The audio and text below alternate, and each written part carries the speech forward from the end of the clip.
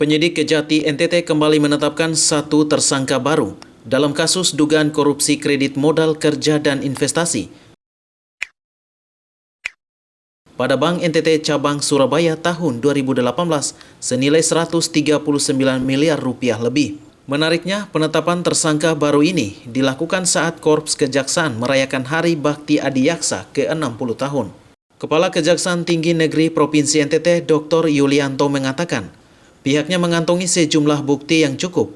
Penyidik akhirnya menetapkan Bongbong Suharso sebagai tersangka. Tersangka baru yang menjabat sebagai wakil pimpinan Bank NTT Cabang Surabaya ini langsung ditahan di rutan. Bongbong Suharto saat itu berperan sebagai pemutus kredit yang diajukan ke 7 orang debitur. Selain Bongbong Suharso, Kejati NTT juga menetapkan tersangka lain atas nama Dewi Susiana. Dewi Susiana merupakan staf dari salah satu tersangka kasus dugaan korupsi dana kredit Bank NTT. Menurut Yulianto, berdasarkan hasil gelar perkara disebutkan bahwa kasus dugaan korupsi dana fasilitas kredit pada Bank NTT Cabang Surabaya sudah dapat dilimpahkan ke Pengadilan Tindak Pidana Korupsi untuk disidangkan.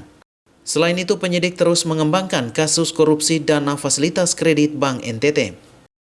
Hari ini, berdasarkan gelar perkara tadi malam,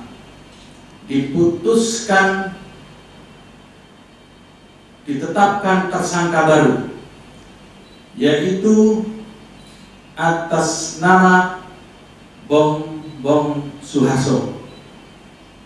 Penyidik mengusulkan hari ini untuk dilakukan penahanan.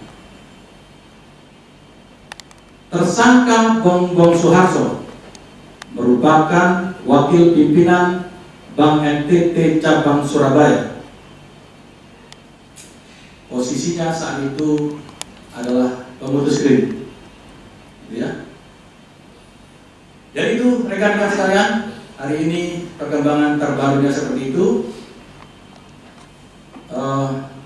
Saudara-saudara nanti bisa mengikuti perkembangan persidangan dengan gamblang, dan tadi sudah saya sampaikan bahwa dengan dilimpahnya perkara itu tidak menutup tersangka lain. Hari ini bahkan sudah ditetapkan tersangka baru atas nama Bongbong Suharso, saat itu adalah wakil pimpinan cabang Bank NTT Cabang Surabaya.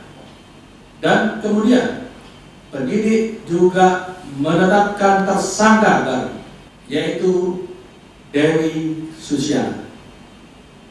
Ya, jadi penyidik juga telah. Untuk diketahui, penyidik Kejaksaan Tinggi NTT telah menetapkan 9 tersangka. Dari 9 tersangka tersebut, 7 orang merupakan debitur, 1 orang staf dari salah satu debitur, serta 2 orang pejabat pada Bank NTT Cabang Surabaya. Patris Kudang Laiskodat, AFB TV, melaporkan.